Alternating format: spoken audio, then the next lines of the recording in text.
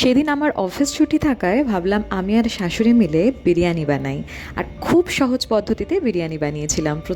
প্রথমে কিছুই না, প্রথমে ডিমগুলো সিদ্ধ করে ভেজে নিয়েছিলাম, তারপর আলুটাও সেদ্ধ করে ভেজে নিয়েছিলাম। এদিকে চিকেনটা রেগুলার মশলা দিয়ে জাস্ট কষিয়ে নিয়েছিলাম এবং তার সাথে ভাতটাকে 80% সেদ্ধ করে নিয়েছিলাম। তারপর আর কি, দুধের মধ্যে বিরিয়ানি মশলাটা একটু মিক্স করে একটু মিঠা আতর জাস্ট এক ফোঁটা দিয়ে, আর কালারের জন্য আমি কোনো কালার ইউজ করিনি, একটু হলুদ গুঁড়ো দিয়েছিলাম। তারপর আর কি, জাস্ট হাঁড়িতে একটু ঘি মাখিয়ে নিয়ে তারপর ভাত, তার উপরে আলুর সাথে সাথে মাংসটা আমি কেন দিয়েছিলাম, যাতে আলুর সাথে একটা বেশ মাংসর গ্রেভির টেস্টটা সুন্দরভাবে মিশে যায়।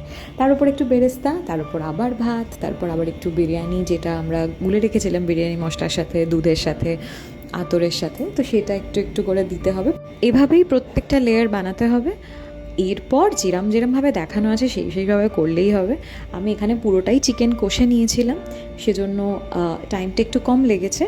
তারপর যেরমভাবে দম দেওয়ার সেভাবেই দম দিতে পারো তোমরা। আমি এখানে একদম ওপর থেকে ঘিটা ছড়িয়ে তারপর সিলভার ফয়েল যেগুলো হয় সেটা চাপা দিয়ে দিয়েছিলাম, কারণ এটাতে খুব সুন্দরভাবে দম হয় এটা। আর যেহেতু এখানে হাঁড়িটা বড়, সেজন্য এটা দুটোভাবে দিতে হয়েছে, দুদিক থেকে। তাই মাঝখানটা একটু জল লাগিয়ে নিয়েছি যাতে দুটো খুব সুন্দরভাবে আটকে যায়।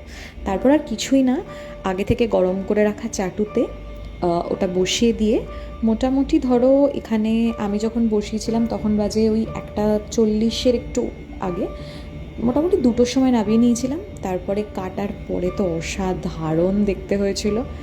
তারপর আর কি, জাস্ট খাবার অপেক্ষা। সুন্দর করে বিরিয়ানিটা কাটা হচ্ছে, যেরকমভাবে সুন্দর ফ্লেভারটা এসেছিলো সেরকম সুন্দর খেতে হয়েছিল, কারণ এখানে কোনো আর্টিফিশিয়াল কালার ইউজ করা হয়নি, কিচ্ছু মানে বাইরের কোনো মশলা ইউজ করা হয়নি, প্রত্যেকটা জিনিসই কিন্তু ঘরের, সেজন্য খেতে আরও সুন্দর হয়েছিল। আলুটা দেখতেই পাচ্ছ কতটা সফট, আর বিরিয়ানিটা খেতে দারুণ হয়েছিল। আর এইভাবে তোমরাও বানিয়ে খেও।